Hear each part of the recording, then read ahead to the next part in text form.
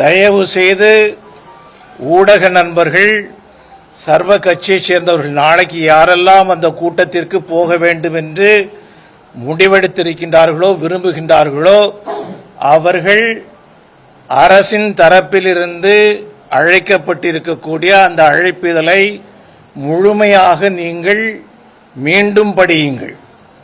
அதில் என்ன குறிப்பிடப்பட்டிருக்கின்றது? ஏதாவது ஒரு விஷயத்தை முழுமையாக இதை எதிர்த்து இதற்காக ராஜா அவர்கள் குறிப்பிட்டது போல அப்படி எதுவுமே குறிப்பிடப்படவில்லை. அதில் என்ன சொல்றாங்க அப்படின்னு சொன்னா, மத்திய அரசாங்கத்திற்கு எதிராக போராடுவதற்கு தயாராகக்கூடிய ஒரு கூட்டமாக அந்த கூட்டத்தை கூட்டுகின்றார்கள். ஒரு கிளர்ச்சிக்கு அவர்கள் அனைவரையும் தயாராக்குகின்றார்கள்.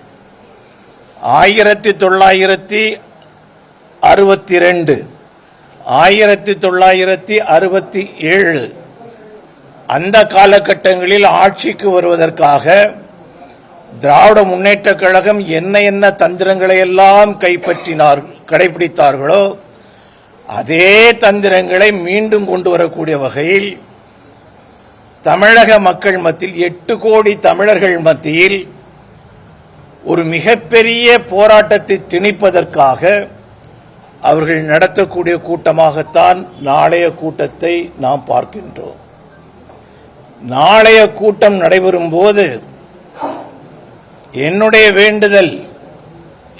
வேண்டுதல் நாளை நடக்கக்கூடிய உங்களுடைய கூட்டத்திலே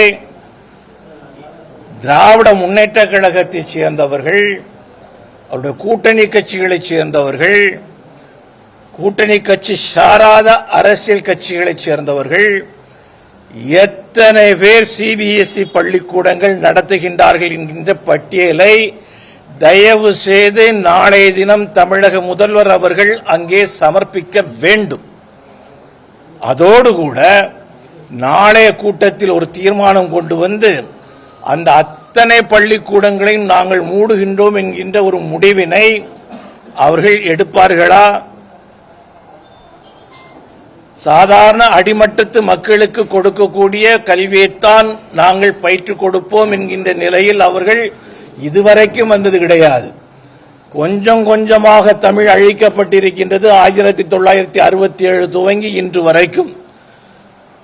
இங்கே தமிழ் அழிக்கப்பட்டது, இலங்கையிலே தமிழர்கள் அழிக்கப்பட்டார்கள். இதுதான் திராவிட முன்னேற்ற கழகம் ஆட்சிக்கு வந்ததனுடைய, திராவிட முன்னேற்ற கழகம் ஆட்சி இல்லாத காலத்திலும் இருந்த காலத்திலும் நடந்திருக்கக்கூடிய விஷயங்கள். ஆகையினால நாளை நடக்கக்கூடிய கூட்டம் இது நல்லதற்கான கூட்டம் அல்ல.